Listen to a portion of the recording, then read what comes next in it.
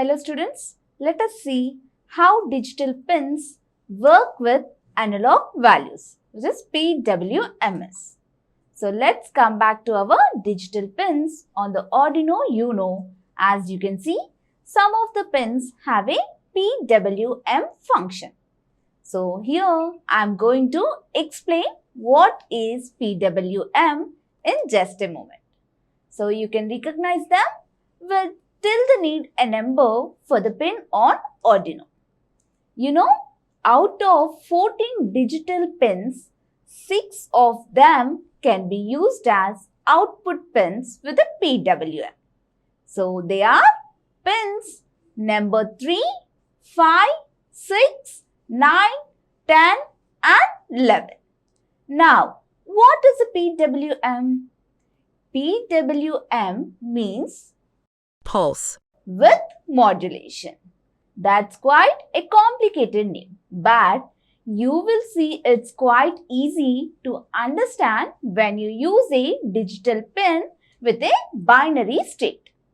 But you will see it's quite easy to understand when you use a digital pin with a binary state.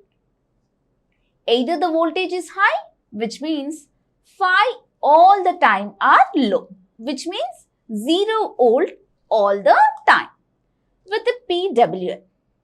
So you can choose to make the signal high only for a fraction of time, and this fraction of time in percentage is called the duty cycle.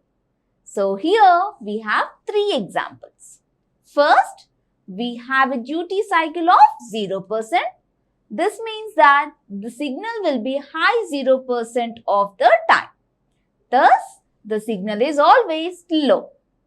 In practice, this is the exact same as just using digital write with low.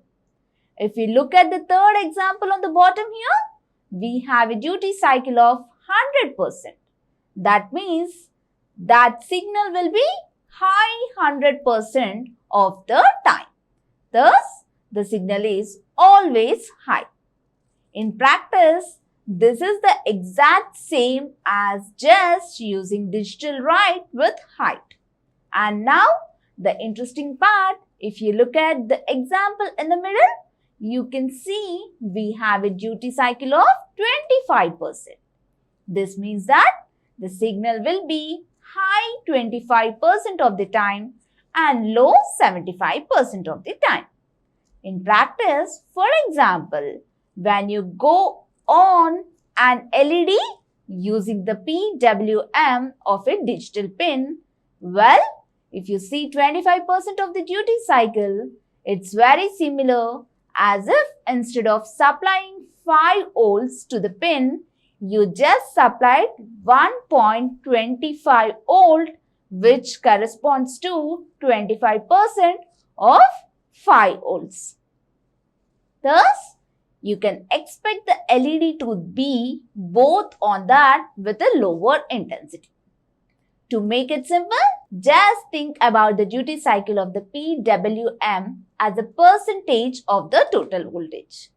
And you can see that if you modify the PWM duty cycle between 0 and 100%, you can have much more control over the average voltages supplied to your components.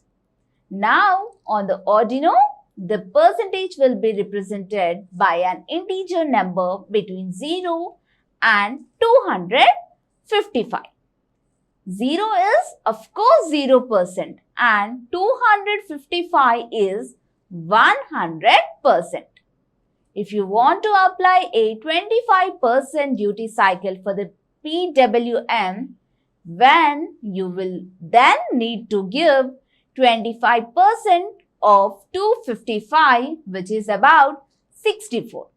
So, let's complete our diagram. We are still setting the mode for the digital pin as output. And then we have 2 options. Either we use the pin with a binary state, which means we use the digital write function with a high or low power.